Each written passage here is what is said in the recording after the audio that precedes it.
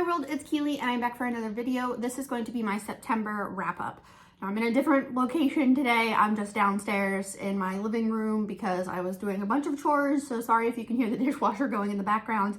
But I realized that I need to get this filmed and ready for posting tomorrow because I don't think I've missed a Friday in a while and I don't want to start now. In September, I was able to finish 17 books, which is pretty incredible. I really enjoyed most of them, and some of them were like, okay. But I figured we would just go through and I'll tell you about the ones that I read. I finished Dragon Palace by Hiromi Kawakami. This one is a short story collection by this author. I think it's like the third or fourth book that I own from them that I have now read. And I really enjoyed it in as much as you can really enjoy like super weird short stories. This one has a couple stories where like humans turn into bugs or humans turn into animals. There was also some that had like incest in it, so I didn't like those ones, but I really enjoyed it. There's one that is about mole people that take care of humans that need a break from Earth. And so they like come underground, the mole people take care of them, and then humans either go back to Earth or they die.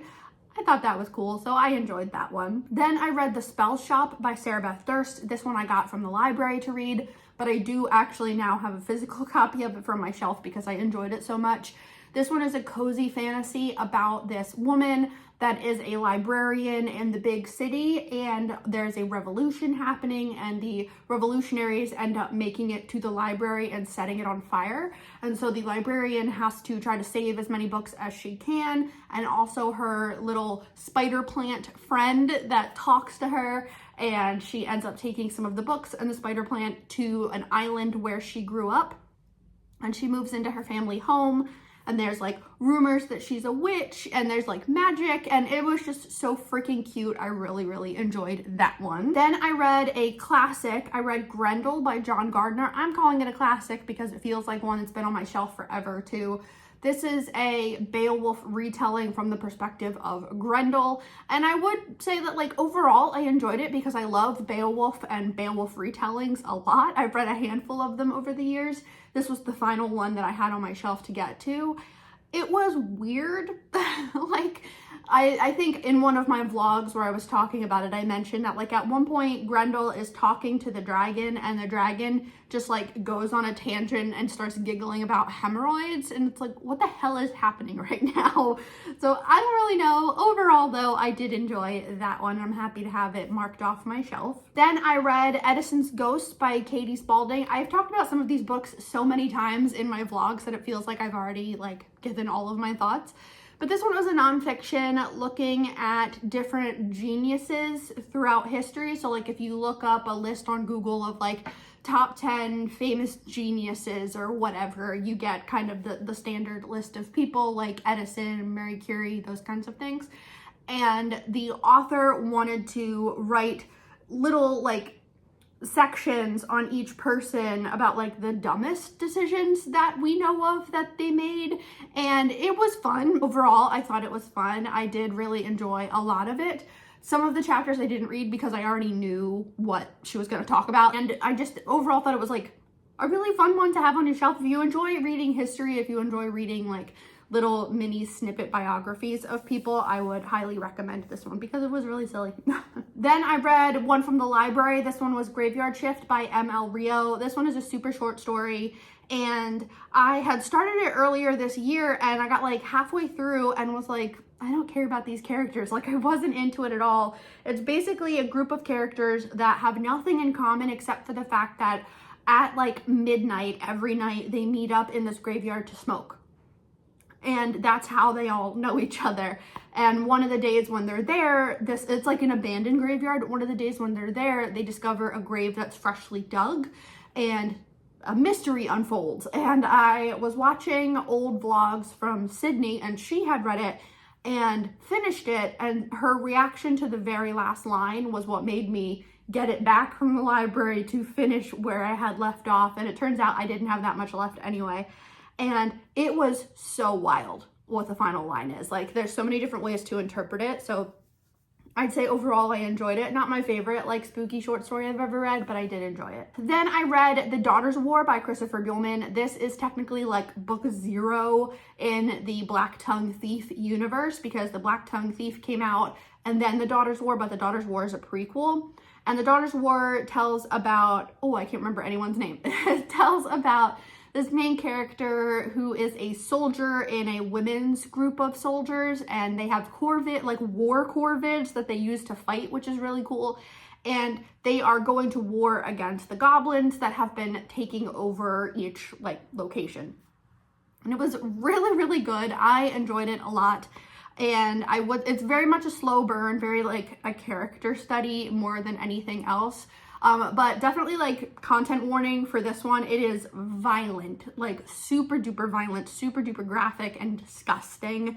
The things that the author describes that the goblins do to humans. So just know that going in, it's gross. Then I read Dreadful by Caitlin Rozakis, which was like complete opposite end of the spectrum in terms of fantasy. This one was about a man that wakes up on the floor of what looks like a lab in a castle, and his like robe is all burnt up. Everything is very clearly like cinders. It had just been on fire, and he can't remember who he is, how he got there, what's going on. He just kind of realizes like, oh shit, I'm in the castle of like an evil wizard. And it turns out he's the evil wizard, which this says like on the back of the book. This is not spoilers. He's the evil wizard, and he doesn't want to be evil. He doesn't remember why he's evil. And so he also doesn't remember his name. So he's like waking up, walking around, and then realizes that he has like these little goblins working for him. Everyone's terrified of him. He doesn't know why. He doesn't know anyone's name. And he also discovers that right before whatever happened that made him lose his memory, he was part of like an evil plot, and he kidnapped a princess. And so the book is like super cute. It's super silly, just about this evil wizard that is trying to remember who he is and not let other people know that he doesn't know that he's like why he's an evil wizard. It was fun. I really enjoyed it. Then I read Camp Damascus by Chuck Tingle. This one is a horror novel set at a conversion camp.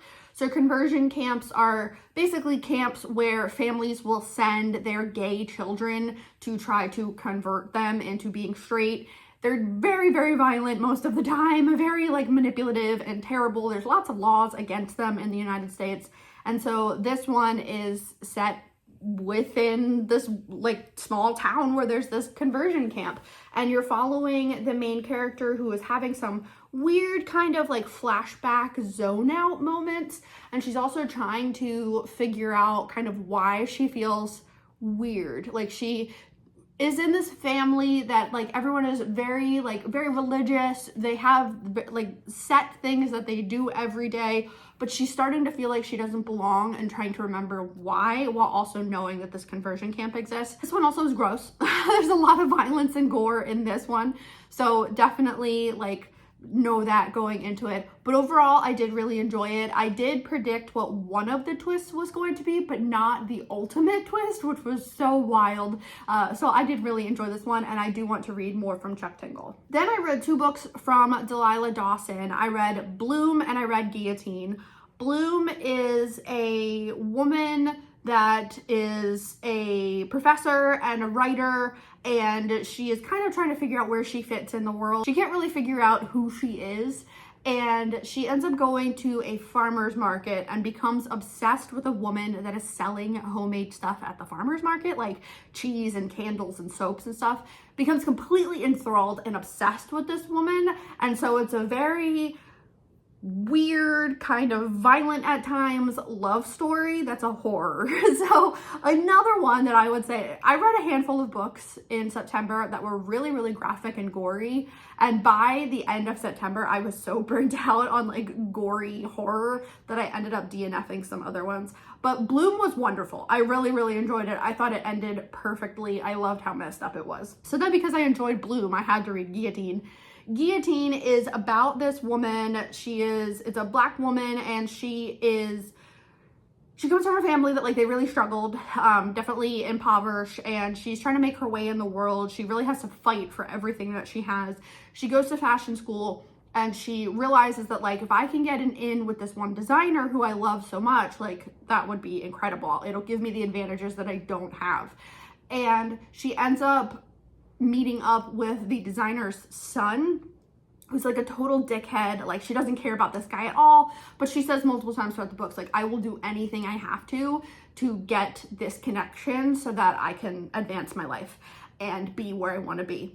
And so she puts up with all of his bullshit. He's just like really self-centered, just zero insight into his behavior or where he fits in the world. And he talks about how he's going with his family to this island that they own, and they have this big estate. And she's basically like, oh my God, that sounds amazing. I would love to go. Like, kind of invites herself. And he's like, yeah, that'd be great. And so they go to the island. She has to sign all of these NDAs about what's happening on the island. Like, she's not allowed to talk about it. And then there ends up being kind of like this huge twist with the staff on the island and this like rich, ridiculous family. And it was described on the front from T. Kingfisher as like Knives Out or Glass Onion meets Saw.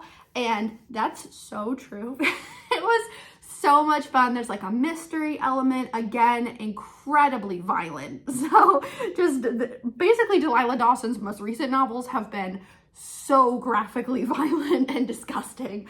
So know that going into it if you're gonna read it. But both Bloom and Guillotine are very short. They're like 200 pages, so would recommend. Then I read Open Throat by Henry Hoke, and this one is making its way around BookTube. I've seen a handful of people talk about it so far. This one is from the perspective of a mountain lion that lives in Los Angeles on like a hiking trail. And it's just from the perspective of like the mountain lion watching humans, observing them, knowing that he doesn't want to eat humans, but they're afraid of him, and like how quickly he could flip on them. Like he's like, he wakes up one morning and realizes that like there's a person standing right next to him and they don't know he's there. And so it's like the inner workings of this mountain lion and his existence on like in Los Angeles. And I just really, really enjoyed it. I thought it was great. It's another really short one. And I have a very close friend that lives in Los Angeles and goes hiking all the time. And we have talked over the years about the mountain lion that lives somewhere over there. And the designation, like the name is like E255 or something like that. But yeah, they just know that like this mountain lion exists, and they're like, okay, well, it hasn't attacked anyone as far as we know, so it's fine. So I immediately texted my friend and I was like, oh my God, you won't believe what book I'm reading right now. So I really enjoyed that one. Then I read a horror novel I got from the library that I had never heard of before. It just came out in English. It was translated from Spanish. This one was Anoxia by Miguel Angel Hernandez.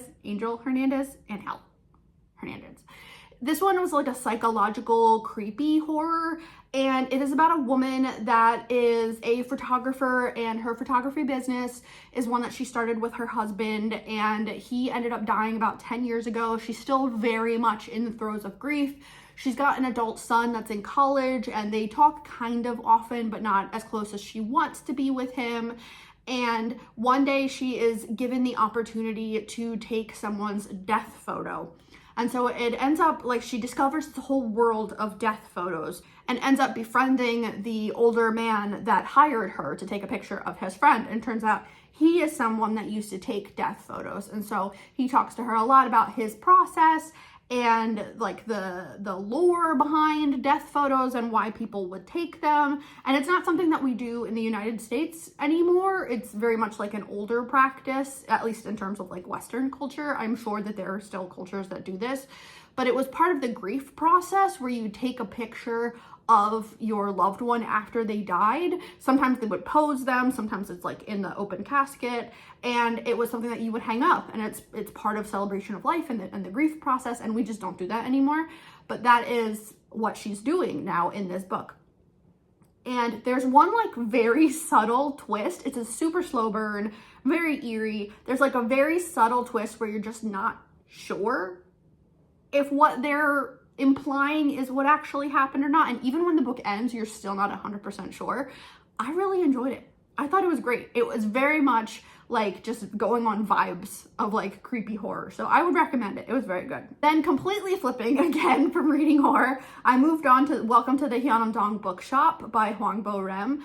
And this one was incredible. This one is a Korean novel about a woman that decides that she's going to leave everything that she has. She divorces her husband and she opens a bookshop, and she thinks like, this is just what I'm meant to do. I'm meant to open this bookshop.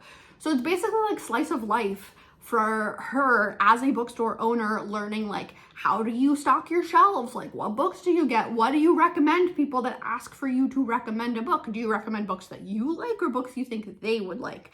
And then the different people that she interacts with throughout the days in the bookstore. So there's like people that come in regularly. There's an author that she ends up befriending, the person that she hires to be the barista for the bookshop. It was just super cute, super insightful. I had a bomb ass time reading this one. Really, really enjoyed it. Now let's go back to horror. Then I read one from the library. This one was Horror Movie by Paul Tremblay. And this was my third Paul Tremblay. I had previously read Head Full of Ghosts and Devil's Rock. Is that what it's called? Something like that. And I really enjoyed Devil's Rock. Like, I have thought about that book so many times over the years since I've read it. I really enjoyed that one. But Horror Movie is about this guy that is the surviving member of a group of friends that in the 80s or 90s decided to make an independent horror movie. And you don't know his name. He only goes by the kid, the thin kid. And that's the character that he played in the movie that him and his friends were making. And the movie never came out. There's a whole bunch of like lore and urban legends with it online in this universe. And now as an adult, he's meeting with a director who wants to finish and publish the movie. And so there's like two timelines. There's the timeline of him as a teenager being part of the initial like setup with the movie, becoming the thin kid and working with the two girls and the other boy that are making this movie, and then current day where he's dealing with the aftermath of what happened, telling the story and determining if it's something that he wants to do or not. And I was like really into it for the first 20%. And then from like 20 to like 70%, I was like, nah, this is fine. Like I considered DNFing it at one point because I was a little bit bored. Then the final twist at the end, I was like, holy shit. Like I told my husband about it. I was like, I loved how that ended. I thought it was amazing. It was so much fun. Definitely content warnings for this one. Again, graphic violence, bullying. Yeah, it was super messed up, but I thought it was great. I had a really good time with this one overall. Then I finally read briefly A Delicious Life by Nell Stevens. This is one that had made the rounds on BookTube last year, the year before when it came out, or maybe a couple years ago. This one is from the perspective of a ghost girl that is living in a monastery, and she died there in like 13 or 1400s and has stayed there ever since. And a new family moves in and she becomes obsessed with the wife in this family. It's just like kind of her experiencing this family and having these new people move in, and also telling her story of how she died. Content warnings for this one for violence, sexual violence, grief, I guess, bullying. I think that's mostly it. Content warnings for that one. But I really enjoyed it. It was definitely kind of like a slow burn, just learning from the perspective of this ghost, what happened to her, and kind of her discovering herself as a ghost. And I was talking to my husband about it, that like I hated everyone in this book except for the ghost and the little girl. There's like a daughter of the family that moves in. Yeah, hated everyone else. Thought they were terrible people, but really enjoyed the little girl and the ghost. So would recommend that one. I thought that one was fun. Then I read Slewfoot by Brom, which was a witch book, like very vibey. It's one of those like huge oversized books because there's illustrations in it of some of the characters from the author, because Brom is an illustrator. And this one, you're telling the story of a woman that was from a family in London, I think, or the UK, and right at like Puritan times in the United States. And her father ends up selling her basically to a Puritan man. And so she moves over to the United States and she has to learn all of the Puritan ways, which basically goes against everything that she stands for as a woman. And you are following her as she's like really struggling with this, has like an okay relationship with the man that she married. He doesn't seem like he's a terrible person. Like he's really just trying to be a farmer and like exist, but he's getting, it's my dog bumping the table. He's getting bullied by his older brother, and she starts having, stop bumping the table. She starts having kind of these thoughts of like, I don't like this. You know, I don't want to be here. I don't enjoy how they're treating women, how super religious this is. And because she starts speaking up, people start not liking her. And what did they do in Puritan times? They would say she's a witch. And so she ends up kind of uncovering these beings in the woods, and it was so weird. I really, really enjoyed it. It's, again, like a slow burn, kind of just vibey, spooky, witch type story, but I really enjoyed it. So I would recommend that one. The artwork is amazing. My husband hated it. He thought it was so creepy. I loved it because I thought it was so creepy. But I really enjoyed that one. And the final book that I finished in September is The Enchanted Greenhouse by Sarah Beth Durst. So this is the follow-up to The Spell Shop. There's at least 3 books. The third one hasn't come out yet. Enchanted Greenhouse just came out. Enchanted Greenhouse is the prequel to The Spell Shop. I think at one point they do kind of overlap timeline-wise, but the characters do not really. So in The Spell Shop, you're following a librarian and Kaz, the spider plant. I think it's telling that I remember the spider plant's name and not the woman's. She was fine. I like the spider plant better. You're following them. In The Enchanted Greenhouse, you're following the librarian that used magic to make Kaz alive, and you're following what happened to her, and then the revolution gets started. So that's why I think at some point there is some overlap. Like there's her existing and what happened to her to get punished for using magic as a librarian when she shouldn't have, to create this spider plant because she was lonely working in the library and wanted a friend. And then like there's like a time period where the punishment has happened to her, she's existing, and then the revolution starts, and then Spell Shop starts. So I think they do kind of overlap. I really enjoyed it. I thought it was wonderful. I had such a great time with this one. There is so much magic. There's like a very small enemies to lovers, just super cozy. There's like a teensy bit of conflict. I thought it was great. I really enjoyed it. I enjoyed this one a little bit more than The Spell Shop because in this one, the family dynamics of the love interest are really, really complex.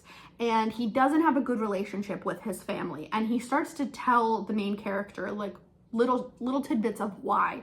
Because she misses her family so much, she can't understand how he wouldn't want to have contact with his family.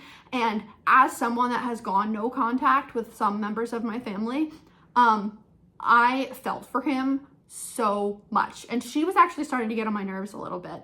But I because she kept being like, well, why? And like pushing and stuff. And like, I get it. If you haven't experienced it, if you haven't come to the very difficult decision to go no contact, if you don't have a family that would lead you to make that decision, it can be really hard to understand. But as someone that has done it and spent years and years in therapy, coming to that conclusion and still in therapy because of stuff family has done, it's very, very irritating, and it's very draining for someone to ask why and then push back because they didn't live your situation. You don't know. And so when he starts telling her of like some of the horrible shit that his family did to him, she starts to understand more. And then she ends up standing up for him against some of the family, which I thought was great. It does end, I mean, it's a cozy fantasy, so it's gonna end like all yay, everyone's great. But I did enjoy that there was like, that was a bigger element than like the overall kind of conflict. It was like this more like internal dialogue, this fight that he was having with himself and a little bit with her about all of it. I thought it was great. Overall, I had a really, really good reading month. I ended up DNFing at the end of the month Bat Eater, or Other Names for Cora Zhang by Kylie Lee Baker. Not because I wasn't enjoying it, but because it's a really, really graphic, violent, upsetting horror. And I do want to finish that one at some point, but just not right now. I need a break. So the books that I am reading right now, I am about halfway through Silverborn, which is the 4th book in the Morgan Crow series that just came out. My library finally got my copy. I've been waiting for weeks and weeks. Finally got it. And then I also got a notice this morning that The Devils by Joe Abercrombie is also available for me to finally read. So I will be reading those 2. I also started Human Rights, which is the final book in the Her Majesty's Royal Coven trilogy. And those are kind of the ones that I'm like really focused on right now. Things that I enjoyed in September: playing Dead by Daylight a lot, reading outside a lot. The fact that some days it was getting really cold. This morning I woke up and it was like 50 something and it was wonderful. I started playing Deep Rock Galactic again, which is one of my favorite games. So I basically did that all morning so far. Baking, I've been rewatching British Bake Off. Overall, had a good month. Excited for all of the books that I want to read in October, for all the spooky things that we are going to be doing throughout the month, for all the baking and cooking that I plan on doing throughout the month. I hope you guys had a great reading month. Let me know what your favorite read was from September. What book are you super excited to get to in October? And that's it. Thanks for watching. Bye.